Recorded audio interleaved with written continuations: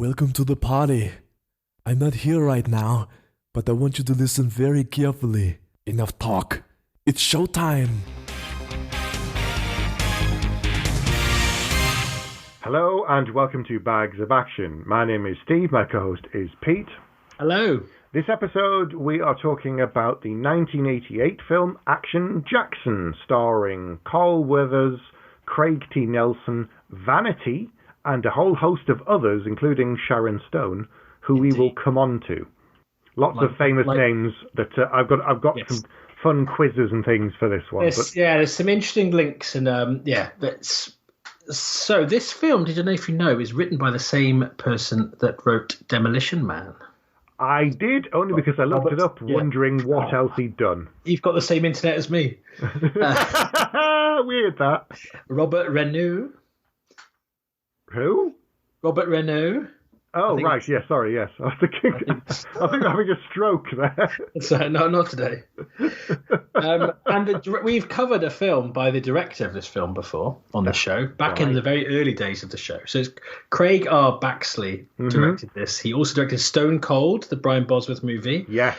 There's a film called Sudden Fury with a young Neil Patrick Harris that I've seen that he did. Also Dark Angel, and he did a few episodes of The A-Team back in the day. Wow. But the biggest name, in a way, is the producer of this film, who is Joel Silver, who is one of the big action movie names. It feels like he just got all his mates together to make a film. When you start working through the cast list, you're like, there's people that don't have very much time on screen at all. Yeah. That you think, oh, okay, it's interesting. And the music is by a very strange combination of people. It's by Herbie Hancock and Michael Kamen. Ah, right. Odd thing. We should also say that this film came out in 1988, and if you look at what else was coming out around that time, it's quite interesting, which explains some of the overlaps in a way. So the year before this, and it was probably around the same time they were filming, I would guess, within a few months, because I know they don't always make something and then it comes out the next year exactly. So I suspect they may have done more than one film in 86 and then they've come out, a year or two later. But Predator came out in 1987. Yes, and interestingly, there are 3 Predator cast members in this movie. You're playing my bingo. Okay, so sorry. No, it's fine. I've got quite a few, actually. Oh, more than 3? No, there's all sorts of things. Okay. So there's Predator bingo with 3 names, if you like to rattle them off. So Carl Weathers, of course. Yep. Bill Duke is his boss in the police. And there's a small crazy role for Sonny Landham as well. Correct. There is also a Die Hard bingo. Oh. So there's a lot of people in this, more than you suspect, actually. So I'll give you one. Robert Davi. Robert Davi, of course. He plays Agent Johnson. No, the other one.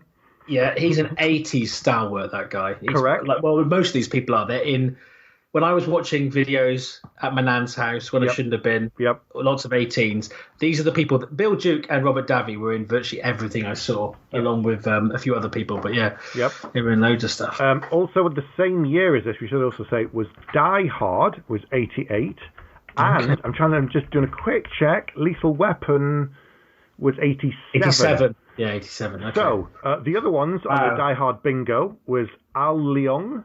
Of course, yes. Who was in both this and Die Hard and Lethal Weapon. Yeah. Dennis Hayden, he was in this. He plays in Die Hard. He's the guy in reception who's pretending to be just the guy in the lobby, but he's actually the terrorist as well. Yeah. And the bonus one, I recognized him because it's the same kind of time, is Devereaux White from Die Hard. He played Argyle, the limo driver. Yeah, okay. And in this, he plays Action Jackson's kind of driver who picks up his car and peels it off. And he's like, never mind. Yeah, and it goes away. So there's so many overlaps. It's crazy.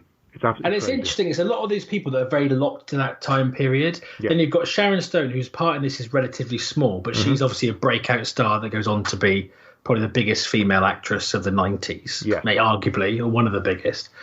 And then you've got Vanity, who sadly is no longer with us, but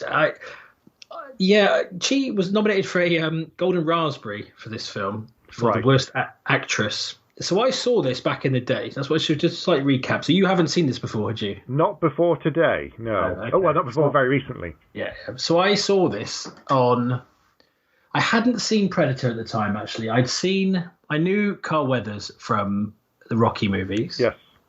And in our local video shop, they'd have standee signs. And there was a standee sign of Carl Weathers. I think either back to back with Sharon Stone or back to back with Vanity, I think. Vanity. Do you want to explain to people who aren't old enough to remember what a standee is? How rude. They still do them in cinemas, don't they? Explain what it is. Go on. Okay, it's a life-size cutout. Yes, cardboard cutout. In cardboard, not in cyberspace. Yep. It's more like it's kind of the cutout of the poster, but it tends to be the size of a person. Yeah, the kind of the lead actors, really. Years ago, if you asked nicely in your video shop or in your local cinema, they might put one by for you. Although the person in Swansea UCI that was supposed to put the Universal Soldier one by for me forgot, or possibly sold it. Not that you're bitter 20 years on. Well, it would be here. It would be next to me. I would have my life-size Van Damme and Dolph Lundgren in my office. Gotta let go, Pete. It wasn't for whoever that is, and I will one day find you, and I will have a very strong word with you. Yeah. Very loud tut. Anyway. Yes, indeed. The British way. Absolutely. So, yes, there's lots of other very big names in here from other overlaps as well, remember. Ed O'Ross, who is in the first scene and then pretty much not the rest of the film. But he again, we're going to spoil, but he does die, I believe, in the opening scenes. Correct. But it's a weird thing. It's almost like, is it Lethal Weapon? We've got the woman jumping out the window at the very start. She commits suicide. Yeah. It's a little bit like that. So he's in this place, and it feels like I literally had to stop and check I hadn't accidentally started it partway through. Right. Because it's such a cold open, and then the woman with him just gets like, and she's out of something as well. She's out of Die Hard as well, isn't she? Correct. Isn't she the reporter? No, she's in Lethal Weapon. She's the psychiatrist. Yes, she is. That's right. And she is shot straight away, which is a running theme with this film. This is one of the most misogynistic films I think I've ever seen. The more I think about it, there are no good roles for women in this film at all. In fact, they were competing to who can get the worst role of the three, I believe, female parts. So she's shot within seconds. Yep. And then Ed O'Ross is kind of crawling on the ground, and then he's killed. And I remember thinking, well, she's a reasonable name. And I do think it just feels like Joel Silver. I don't know. It's almost like, it feels to me like a film that was made by lots of people on cocaine, and he got his little black book out and just rung all his mates and went, let's make a film. Yeah, it is. Because it's Ed O'Ross. Ed O'Ross is not a big name. I mean, people listening to the show will probably know who Ed O'Ross is, but the person on the street wouldn't. But he had a big part in Red Heat. Correct. I'm trying to think what else he's been in. Universal Soldier, of course. Yes, Universal Soldier, which I mentioned earlier. So, he's not a bit part actor usually. No, he's a character actor. He's been. If you look at his IMDb page, he's got hundreds of credits. Hundreds. Because he's been in everything. He's in Lethal Weapon too.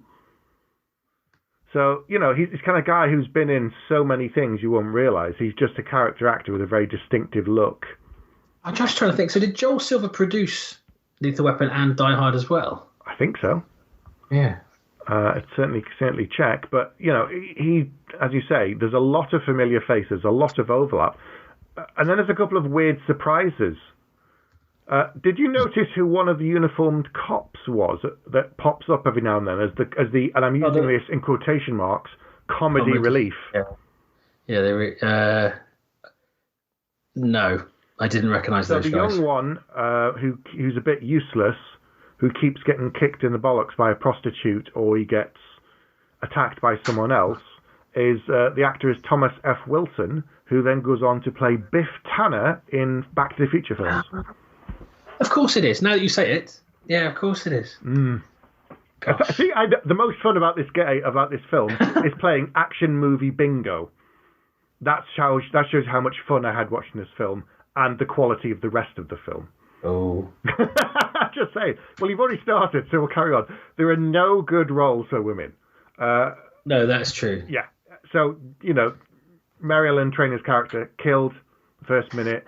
dead. Yeah, and then the other two are essentially a window dressing of different types. It's like when they put the Spice Girls together. They're like, what type of look does a different person go for? It's like, right, this very waspy kind of blonde woman, and she's the wife of the main villain, played really well actually by Craig T. Nelson, I must say. And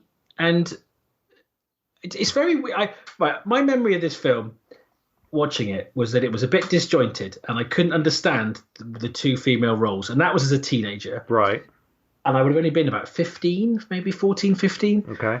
And watching it now, I felt exactly the same. Usually when we watch a film this much later, I either like it a lot more or I like it a lot less. But I almost had exactly the same experience as I had watching it as a teenager, apart from rather than my nan walking in with a cup of tea, my wife was watching with me going, what the hell is this? What just happened? What? Why did he just? Why? Anyway, but yeah. So Sharon Stone's character is the wife, and then she does this speech at one point about how he's a much nicer person than you realise. And then I watched the whole film, and it's like, well, he's not. There's no evidence. I don't know how either of you fell for him at all. At the very start of the film, when it's a way in actually, when Jackson's been forced to go to that dinner, and he stood at the back, and she goes, "You can barely hear him," and he goes, "Yes, that's the point." And she goes, "He's not a lot nicer than you think." And it's that classic reverse of, she's secretly the wife. No, okay. And that was quite good. It worked well as a scene. It was an interesting introduction to her character. It showed that she's got layers to her. And then you get nothing else after that. She's scared, weepy, pathetic. Or the worst part is her death scene. And what they do shortly after her death scene. Yeah. I think we've talked about this in the past. There was a certain fashion, I would say, during the 80s of having boob shots for no particular reason other than perhaps it was in the contract. But they weren't always in the morgue. No, but there was two that kind of came out of nowhere. Well, four that came out of nowhere, if you like. Nicely done. Thank you. One is when Vanity's character, Sydney Ash, just takes a dress off, and you're like, oh, wow, okay, right. Okay, then. There's the one where Sharon Stone comes out the sauna for some reason, and you have her pretty much completely naked apart from a bit of steam, concealing not a lot. And then the worst one is she's killed by her husband, who then lies on her and starts kissing her. Well, but the worst thing is that she dies with her husband who's just shot her, kissing her, and she dies naked. She's fully dressed in their house on her bed. Her body is then dumped in Jackson's apartment to make it look like he killed her. Except for some reason she's naked. And I was oh no, they didn't. They did. They did. They put her naked, and I was like, oh no. And then I think you see her again in the morgue. When the autopsy, and one of the guys makes a comment about how great a body she's got, and you're just like, it's really uncomfortable. I mean, these situations were 10 a penny watching those films, and I think as a 15-year-old I wouldn't have batted an eyelid. No, but now I'm just like, what? The only reason I think they made her naked in his apartment was to suggest that her and Jackson have been in some kind of sexual relationship, and then it went sideways, and then he killed her. But even so, it was still really badly done, and it made me really uncomfortable. Yeah, it's and one of the biggest problems with this film is that the tone is never consistent, and I think it's a real shame, because looking at this again, it's like, is that Carl Weathers could definitely have been like another Arnie type, because he can do very straight parts, and he can also lean into like the dialogue, the kind of the wittier dialogue. Yeah. But where Arnie's films tended to work really well is, yes, you would go from one to the other, but I don't know how they did it. They did it in a way that you believe the stakes. You'd have a little bit of light relief when you're back in the stakes. Yeah. Here, sometimes you're like, oh, you've just tried to make me laugh when there's something really terrible's just happened. Or you go, oh yeah, he's this hard nut. He's really he's Action Jackson. He can do anything. He's this amazing kind of cop. And then he does like superhuman things, like leaping on cars and running. I know he's supposed to be a track and field star before he was a policeman, but running at superhuman speeds or fighting at superhuman speed. And it's just kind of sometimes I was like, is this like almost a parody of blaxploitation films from like 10 years before? Is this supposed to be a straight out action film that just happens to have a black main character? Or are they not really sure which it is, and they're just trying to... It felt like they just threw the kitchen sink at this movie, including every actor that existed. I think they were trying to do a action drama with a bit of comedy that's similar to other films, as we've talked about, of the same era. Like, you look at Lethal Weapon, it's quite a dark film, but it has little bits of humour to lift it up. Even Die Hard itself, pretty dark, lots of brutal murders, and then there's little comedic touches to lift it. They were trying to do that with this, except the script just wasn't there from the beginning. Like, you mentioned the fact that he's a track and field star, and he's, everyone talks about how dangerous he is, and they talked him up, and he's got the nickname Jack Action.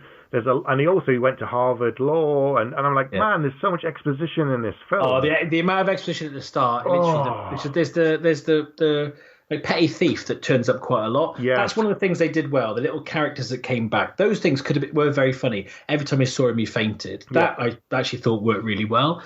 But they built it up so much. But they also literally in the car saying, "You're going to meet Action Jackson. This is who he is. This is what his background." And then every time anyone met somebody, it's the old kind of joke cliche thing of of old like soaps and stuff. Someone, "Hello, I'm your doctor. I've trained at so and so. I've got so many years of experience, and I'm here to tell you your brother has got this, and this illness." Yeah. It just had that kind of. It was so overloaded with exposition that I'm so not used to anymore. I mean, there's some good bits you do find out. You find out he's been busted back from lieutenant to sergeant. Yeah. You get to meet Bill Duke, and those scenes are quite good. But yeah, it's weird because there are times when some characters are almost interchangeable. Say the two female characters in particular, it's almost like passing the baton halfway through. Yeah. Like, he's rescuing her. Oh, no, hang on. He's now going to rescue her instead.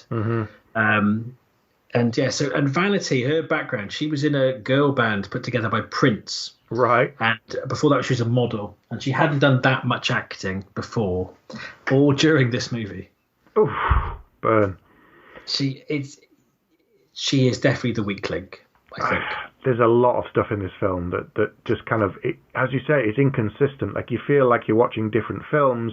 It's not really sure what it's doing. The script is really inconsistent. It's really bad use of female characters. They build Jackson up so much that when he finally started doing stuff, I was let down.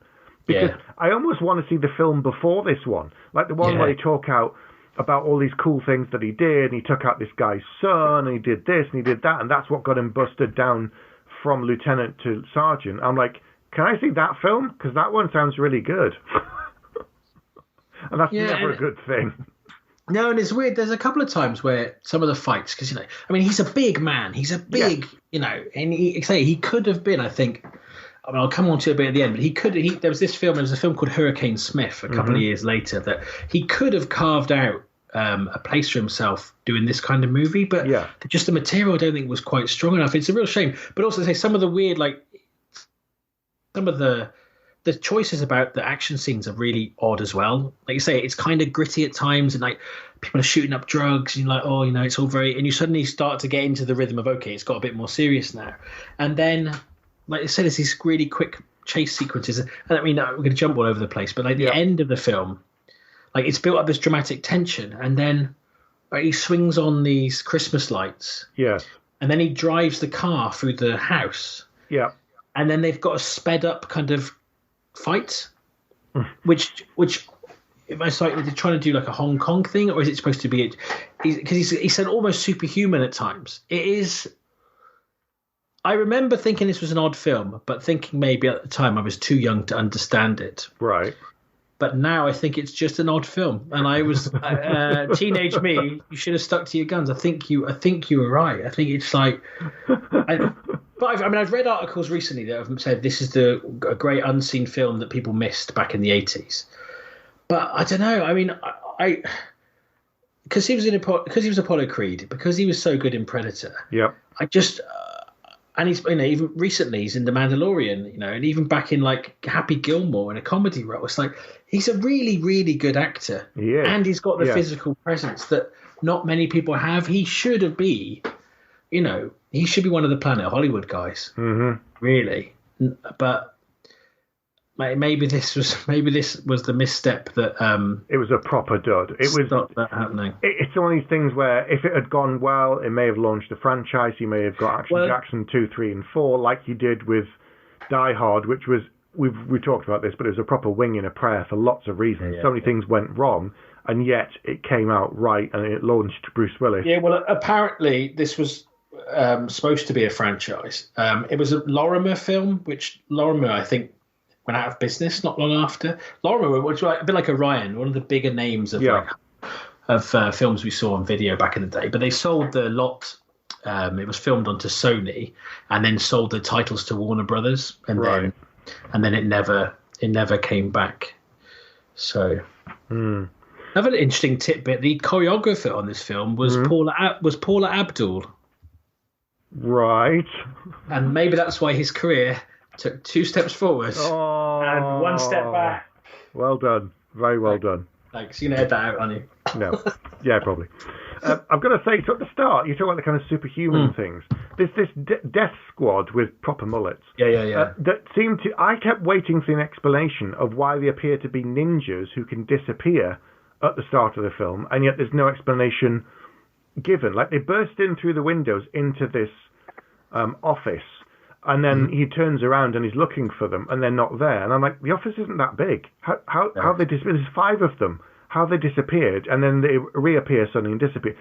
And then later on, they're on the boat and they kill someone else. And then the whole story of why they're doing this, I sort of get it, but also it was so vague and so disjointed that all I know is Peter Delaplane was trying to get rid of these people so that he can do something else with his cars that he's making. Yes. And it was.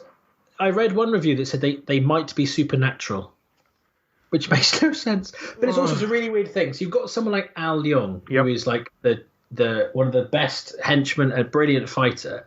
He's basically in this film opening doors for people. Correct. Mainly. And then when he does get into a fight, I mean, it's quite clever because you're expecting him to like do all his moves, and he basically just gets hit by a massive punch from this ex-boxer guy. And that was quite neat if you'd seen him fighting before. But even there's a training scene. Yeah.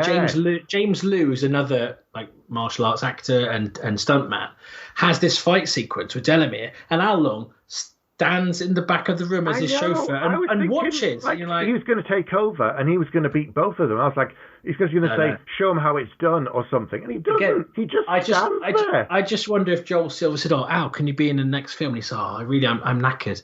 I've done a load of fighting. No." He said, "I'll tell you what. You just got one fight scene. You just stand." And he's like, "Oh, okay, go on then." Because it was just, and it's not like. It was like, if it's been 10 years earlier, it'd be like Al Long's first role, but it's not. He was already in other films in bigger parts. If you read Born to Be Bad, because I know you got this recently, the book, there's a chapter on Al Long, and he talks about his work and what he was doing. Is this film in it? Is this in it? I'm not sure, but I know that at one point he was doing like 3 films at once, and he had to kind of do a couple of days on one. He'd managed to persuade the directors that they could, and then he'd go and film the other one for a few days, and then he came back and filmed the other film. So it was one of these things where, for a period, he was the guy, and he was on call, and he's in everything. Like, Big Trouble in Little China, he got to do loads of stuff in there because there's so many excellent martial artists and that. And this, he's pretty much wasted. But the good news is, he did have a great role in Die Hard, where he ad-libbed, and that is one of the funniest moments in the film. And he has a proper speaking role in Lethal Weapon, and he has a couple of fight scenes in that with Mel Gibson. So he was the go-to guy. He's like Sven-Ollie Thornton for Arnie films. Whenever there's a good action film in the late 80s, he was there somewhere. Was he in Last Action Hero as well, I think? Probably, but he was in, one of the Bruce Lee's Sons films, the last one that he did. And a couple of the other films that he's done. There's so many things. There was another person, actually, I reckon. Did you used to watch the TV show Renegades? No, what's that? So that was Lorenzo Lamas. Right. Who was like, he was in Dallas for a while. Okay. Or something like that. Right. And then he was suddenly in lots of kind of low budget action movies. So then that was a TV. He ran for like 150 episodes. Him and this guy called Branscombe Richard. He's got a small part in this. In the weird scene about someone's balls being put in a jar. Yeah, that was very, very. I don't really understand why they went there. Still, having watched it, I don't really know why they went there at all. Also, was one of the guys in the pool fight from Commando?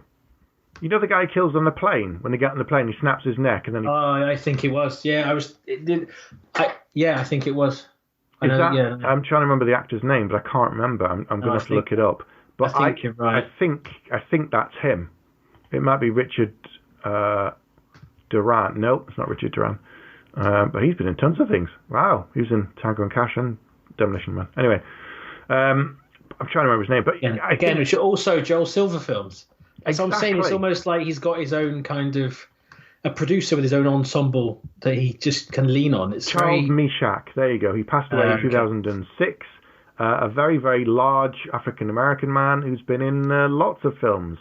There you go. Action Jackson, Commando, Child's Play 2, all sorts of stuff. There you go. Yeah, see? It's a lot of fun playing bingo with this film. It must be very strange for you to see it for the first time. Yeah, so you said, people are saying it's one of the hidden gems of this era that, a lot of people haven't seen. Having now watched this film and looked at all of the other films around it, connected to it by the actors, I can see why I missed it. No one told me to, but I think it was fortunate that I missed it back in the day. Because if I'd watched this and then you said, "Oh, do you want to watch another film with Carl Weathers?" I'd be like, "Nah, you're all right. I'm all right, thanks. I'll miss it." Yeah. If I hadn't seen him in Rocky and things like that before, I would have probably skipped it. Yeah, which is, I think, I went into this with a lot of goodwill, and I was like, I think, had I seen Beverly Hills Cop come out at that point? I'm trying to remember. So I think I was just, I was expecting this to be a brilliant film. And I was one of those films I was like, well, I saw the standee in the video shop. I rented it. Yep. I'm going to go into school on Monday, and my friends aren't going to believe I've seen this film. And then I watched it, and I thought, I might just keep quiet. Again, I thought, it's not for me. I didn't understand it. I need to wait till I'm older. I'll see it again. And obviously, I'm seeing it again now. So it's, and it's, I could forgive it a bit more if more of the jokes landed. So the fainting bit, some of the kind of repeat things worked really well. It was kind of funny but very corny when he said, "I have to catch a cab," and then he physically ran after a cab. Yes. Yeah. And then that felt, it's going to be like blaxploitation kind of thing. Mm-hmm. But then the other stuff people say, just like, I don't know who finds this fun. Again, a lot of it is quite misogynistic kind of humour between the guys, but not the kind of Shane Black guys on a helicopter stuff. No. But with not as sophisticated. So there's also an actor in there called Albert Hughes, who's sometimes listed as Prince Hughes. Is he the guy with no neck? Yes, he was a very, very large man who played Sharon Stone's, I guess, not butler, but sort of, he looks after her. Her valet? Probably, yeah, because there's another one that looks after her husband who's got a very weird name. Do you remember? Yeah. I'll think of it in a minute. But he looks after her, and at some point, Action Jackson comes to try and talk to Vanity, and he's there in the corridor, sort of saying, you can't go in. And Jackson tries to punch his way past him. Remember this?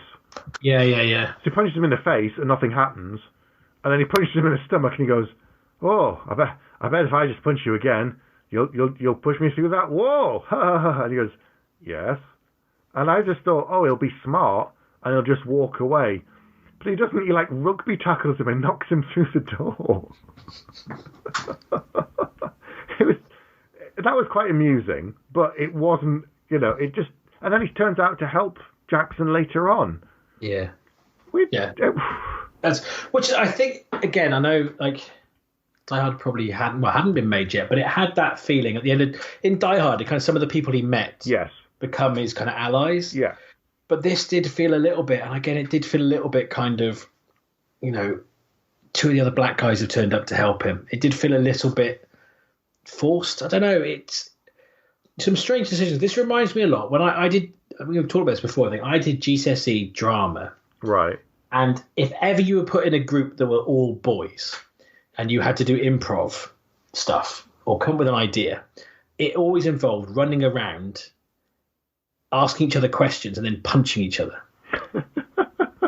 Whatever you were given as an assignment, it would always involve running around and punching each other. And this reminded me of some of the things that we used to make up. Ouch. Okay. Because it did almost feel like they just, again, I don't know, they just turned up on set and were just like, go for it. Well, I think Craig T. Nelson and to a lesser extent Carl Weathers maybe were making a specific film. Yeah. Other people were just kind of doing whatever they fancied. It felt like. Bill Duke had nothing much to do at all. I mean, he's such a great actor. I've seen so many things he's in. He's a great director too, more recently. Yeah. He had nothing to do. Robert Davi did the best that he could.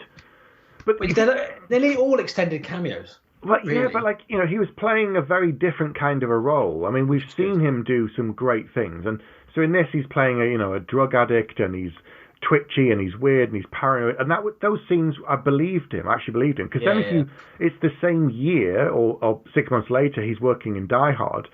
And he's not nodding and winking to camera, but he's playing such an obnoxious arsehole. Is he in a Bond film as well? Yes, he is as well. And it's that thing where he's going, just like back in Vietnam, slick. And you know that he's having fun with it. You can see it.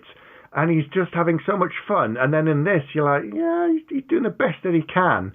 But it really wasn't very good at all. At all. I mean, one thing I'm going to try and lean into some positives in case this is anyone's favourite film and they're never going to listen to us ever again. Carl Weathers once replied to me on Twitter. Actually, twice has replied to me on Twitter, so I don't want to upset him either. No. I like the kind of almost James Bond-ness of him going straight to the villain and saying, like, I know what you've done, and I'm gonna prove it. Mm-hmm. It doesn't then really track that well because he kind of gets framed for stuff. But I did like that, and at the end he does get turned up in a tuxedo. There's a Bond kind of thing going on, and what I also liked is that it is a film with a. For the time in particular, a slightly more diverse cast. True. And it's never really mentioned, which I liked. And the only time it is mentioned is something that's said by Delamere, the main villain. Well, I thought that was quite powerful because if they're talking about it all the time, or if they don't talk about it at all, I don't really believe either of those things. No. But the fact that it's a community where no one's really saying anything about colour, but then when they're basically they've already kind of framed him, but they got one of the whatever they are, invisible death squad, invincible, mysterious, supernatural people.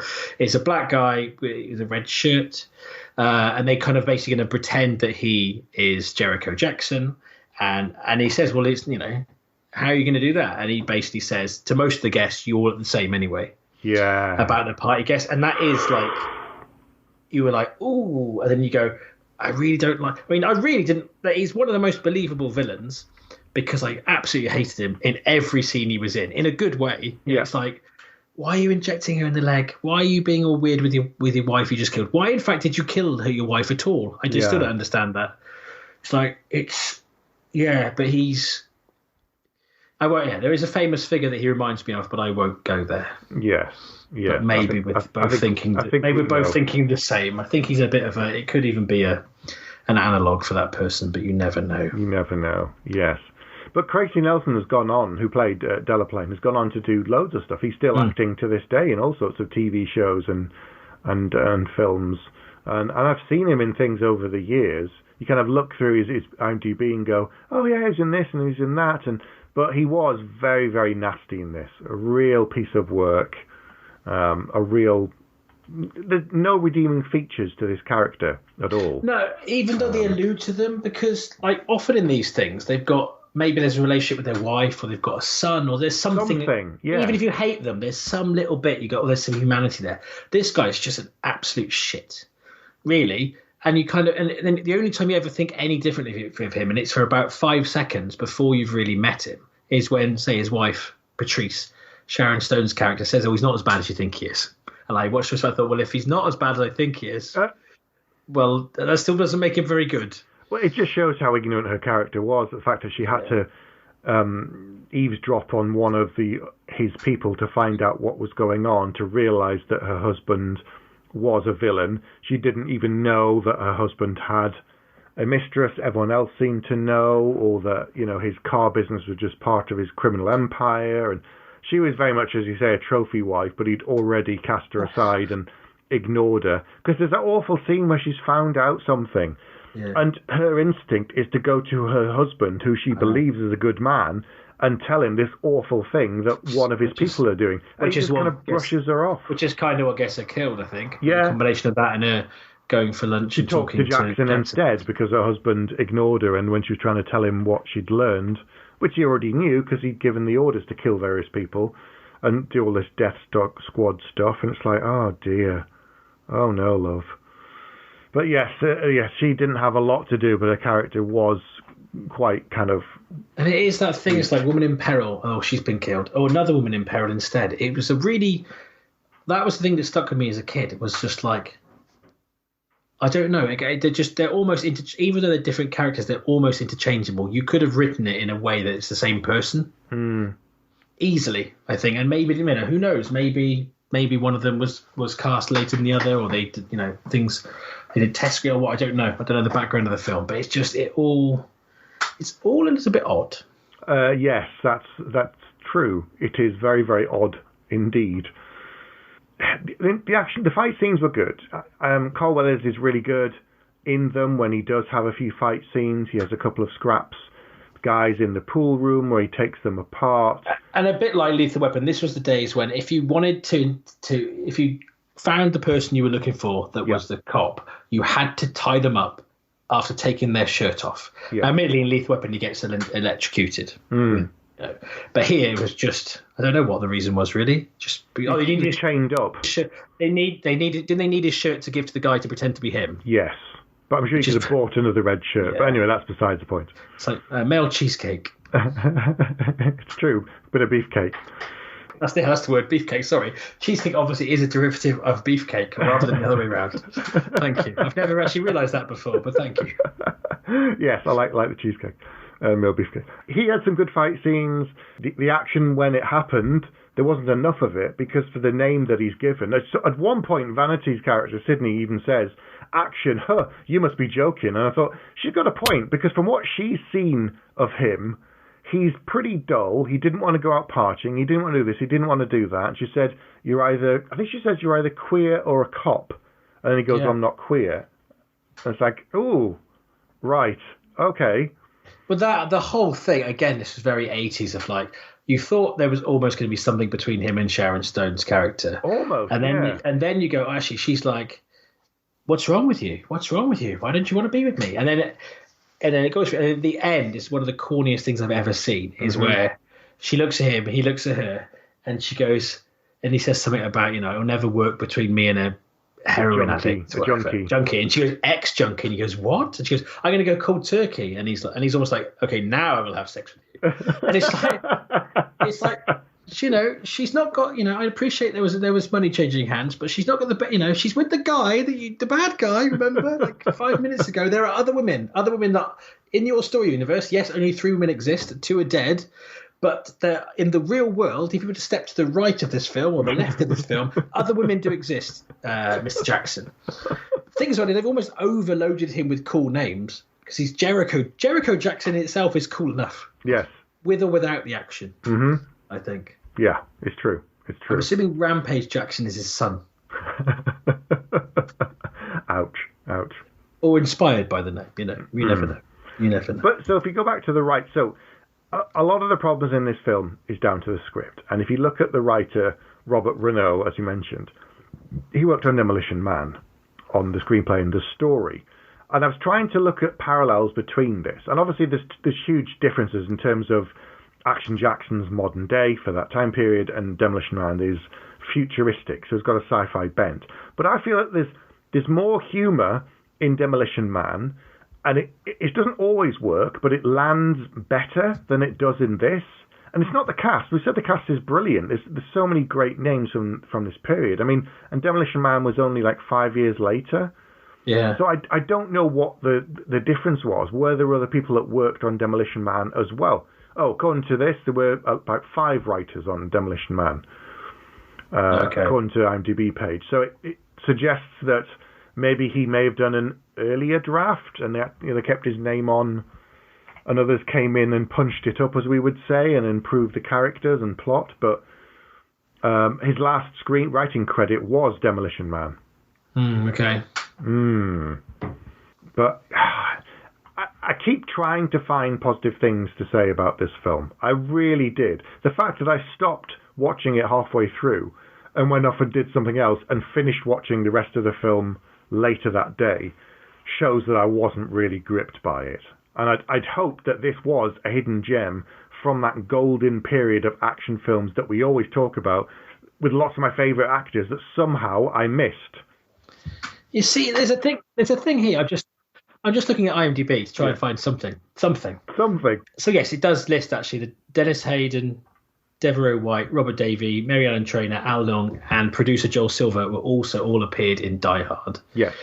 And right, it does say it's one of the last blaxploitation movies following Hollywood Shuffle in 1987, and I'm Gonna Get You Sucker in 1988, which it says pretty much killed the genre. But both of those I remember being good. Or certainly better. Yeah. In the 90s, Vanity cast off her stage name and became an evangelical Christian. Okay. Well, she passed away in, 2016, I think. She did. And also, another film, actually, with a link. 2 films with a link. So, Mary Ellen Trainor was also in Goonies with Robert Davey. And Die Hard and all the Lethal Weapons. And she's in Back to the Future 2 with Thomas F. Wilson, which you mentioned before. Yeah. Yeah. See, there's so many great actors. Yeah. So many great actors in this thing that you just like. I don't know. You maybe that's part of the thing. We've said this before. When you've got a great cast of characters, like someone said, "Oh, do you want to be in a film with Bruce Willis and Sigourney Weaver?" You'd be like, "Yeah, brilliant," and you're the lead actor. Brilliant, I'm in. And then you get it, and you go, "Oh, wow." Oh. Well, I know what we can do for next month. There's a film from 1990 apparently called Dangerous Passion.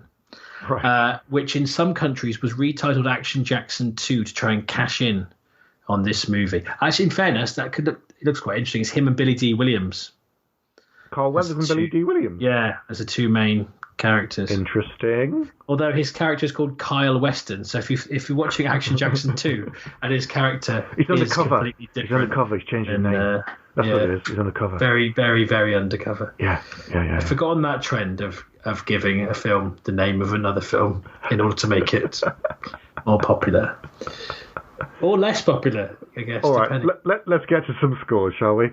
Okay. Enough with the yag. What is your score? Shall I go first? Yeah, go on then. It's going to be brutal. I'm just telling you right now up front. Okay. So, this was a missing film from my viewing back catalogue from this era. I've seen a lot of films with these actors in. A big fan of action films from this era. Some of our favourite films still are from this period. Like we've talked about them, the Die Hards, the Predators, the Running Mans, and Demolition Man and things like that. There's some great films. This didn't work. There was lots of elements that could have been great, lots of great actors, a lot of potential, but the dialogue was poor. The script just wasn't there. It just wasn't there. I mean, the directing, I'm not an expert on directors, so I can't say it was really good because of this or that. I just didn't see anything in particular. But it was a poor mishmash of lots of different things that I struggled with, and it really, really couldn't focus on it for long. So I've gone back and forth, and just from talking through with it tonight, I'm actually going to give it 1 out of 5. Ooh, when did you not? Have you done that low on a full episode before? I don't know. I thought about 2, and I thought, no, there's other films that are a little bit better than this that I'd give it 2 for. So I'm going to have to, despite all of my love for the actors, it's 1 bag out of 5. I think this is the probably most unhappy you've been since surviving the game. Yep. Yeah. Go on, what's your score, Pete? Well, I said I've seen it before, so it's a little bit different from me. But I would agree. What it felt like is they had all the ingredients to make a really good film, but no recipe whatsoever. So because they weren't sure, they just kept throwing more things in and hoping it would improve. But it feels much longer than an hour and a half, this film, I think, but that's not a good sign. That's not good. Isn't a good sign. Tonally, like I said before, it's all over the shop. It's not like an action comedy. It's not a comedy with... It's not an action film, with comedy moments even. It's just almost like a brutal 80s revenge movie with some comedy dressing. And as I say, this kind of like almost comedy fights, which kind of underpin it. I mean, Craig T. Nelson is very good in it, as we've said. Yep. And Carl Weathers, he does what he can. I was just reading a bit then that apparently the shooting schedule was really tough, and he said he was 39 when he made this film, and he said he felt 60 by the end of it and was riddled with injuries because the director was pushing him to do more and more fights and shoot much quicker. Right. But I don't think I'm going to give it 1 because I think Carl Weathers in anything is worth an extra bag because he's very good and he should be better. I'll cut the director some slack because he wanted to make Stone Cold, which is one of my favourite hidden gem movies that we covered back early on, another film you hadn't seen at the time. Nope. You used to watch films that were in the cinema and everything when you were young. True, yeah. So this is going to scrape 2 bags, but one of those bags is for Carl Weathers and just goodwill. See, you're a generous and kind man, Pete. See. I've always said that. They've caught me in a good mood. Yeah. You know. They caught me in an honest mood. Well, that's a valid point. But so there we are. So, have you seen the hidden gem that is Action Jackson from 1988? If you haven't, you really should. You should see what it's like, just to believe that we're not kind of making it up, because it is almost like did you get to the end and almost go, have I missed a bit? Is it really the film? Yeah. It almost feels like is there a credit sequence? What? No. I've got enough friends that are editors. If someone just gave me the raw materials, I think you could edit a better film out of it. But there's also a 2014 Indian action movie where they licensed the name, but it was nothing. The plot was completely different. So there's another Action Jackson, which has got a similar score on IMDb. Wow, maybe that's not one to check out then. Okay, so have you seen Action Jackson? If so, get in touch with us and let us know. Contact us on email, come onto the Facebook group. Don't forget to subscribe and join our YouTube channel. We have new weekly episodes being posted every week, 5-minute reviews on there. You can leave us a review on iTunes, of course, as well. Okay, I think we've talked about this film. I think we have. So thank you for listening, if indeed you still are. Good night. Good night. You have been listening to Bags of Action. No bullshit. You'd better stick around for the next episode, because if you're lying, I'll be back.